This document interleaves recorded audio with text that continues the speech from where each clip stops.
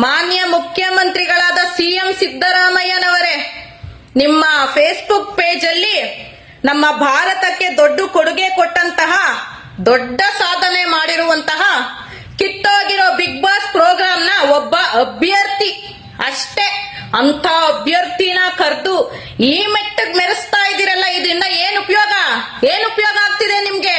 Reality ಶೋಗಳಲ್ಲಿ ಭಾಗವಹಿಸೋ ಅಭ್ಯರ್ಥಿಗಳನ್ನ ಕರೆದು ಸನ್ಮಾನ ಮಾಡಕ್ ಟೈಮ್ ಇರುತ್ತೆ ನಿಮ್ಗೆ, ಆದ್ರೆ ರಸ್ತೆ ಗುಂಡಿ ಬಿದ್ದಿದ್ಯಲ್ಲ ಅದನ್ನ ಸರಿ ಮಾಡೋದಕ್ಕೆ ನಿಮ್ಗೆ ಟೈಮ್ ಇಲ್ಲ. ಯಾಕಂದ್ರೆ ಈ ತರ ಬೇಡದೇ ಇರೋ ಕೆಲಸಗಳಿಗೆ, ಬೇಡದೇ ಇರೋ ಜನಗಳಿಗೆ ನಿಮ್ ಟೈಮ್ ನ ಕೊಟ್ಬಿಟ್ಟಿರ್ತೀರಲ್ಲ, ನಮ್ಮ ಜನಗಳು ಏನ್ ಕಷ್ಟ ಪಡ್ತಾ ಇದಾರೆ ಅಂತ ನಿಮಗ್ ಗೊತ್ತಾಗ್ತಾ ಇಲ್ಲ.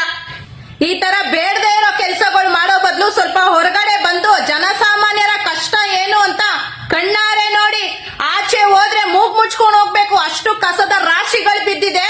ಒಂದು ರಸ್ತೆಲ್ ಕೂಡ ಸುಮ್ನೆ ಹೋಗಕ್ ಆಗದೇ ಇಲ್ಲ, ಡ್ಯಾನ್ಸ್ ಮಾಡ್ಕೊಂಡು ಹೋಗ್ಬೇಕು, ಅಷ್ಟು ರಸ್ತೆಲ್ ಗುಂಡಿ ಬಿದ್ದಿದೆ.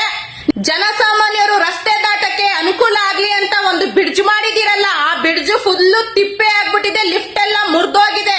ಇದ್ರ ಬಗ್ಗೆ ಯೋಚನೆ ಮಾಡಿ ಫಸ್ಟ್, ಇದನ್ನೆಲ್ಲ